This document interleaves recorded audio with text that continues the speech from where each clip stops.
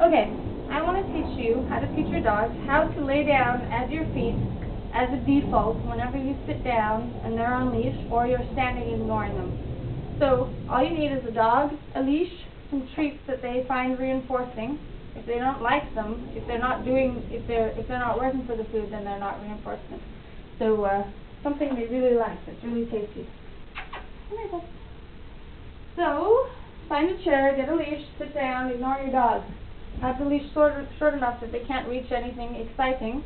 And when they choose to lay down, which Splash has already done this exercise before, so she might be a little faster than other dogs. When they choose to lay down on their own, treats rain from the sky between their paws. You don't really want to give your dog any attention. The treats just appear between those paws. If they pop up after the treats have gone down, then just ignore them, wait for them to lay back down again. You don't see the dog, what dog? And then when they're down again, treats rain from the sky. And if they stay down like that, they get more treats. And then gradually, the treat rate, where however many times you're dropping the treats, gets longer and longer. So they have to be laying there, calmly settled for longer and longer periods of time. The next thing you want to add is some handling and distraction. So once they've mastered settling at your feet in the living room, then try other rooms of the house, try the garden, go in the street, go to the final thing would be a cafe.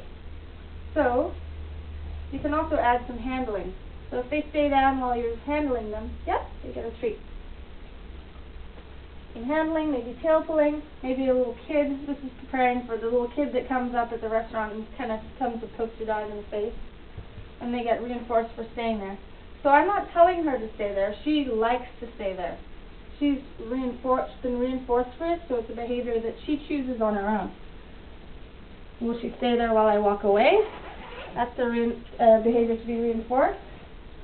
She's tapping for that. Come on, Kiko. Next distraction for a Splash, Kiko, come here, is having a dog work for treats in front of her. So because she already knows this behavior, I'm going to do some tricks with Kiko. If she chooses to get up, I'm not going to punish her. I'm just going to ignore her and only reinforce her when she lays down again. Kiko, come here. Puppy, come. Yeah. Sit. Kiko, wait. Kiko, bye. Kiko, bite your tail. Yes. So at first, if you're going to work with another dog and have one of the dogs settled, I would give a treat for every time the other dog gets a treat at first. So they learn, I'm getting just as many treats just laying here as that dog is doing their behaviors. And how wonderful of an owner is that to do that for me. You don't want them to learn, pop up and lay down to get treats. So be very careful if you notice that you're feeding your dog every time they pop up and then lay down. So have a cue to me and get up. So all done are okay. If they don't get up, pat your legs, encourage them out, and give them a treat for coming with you. Now practice at the park.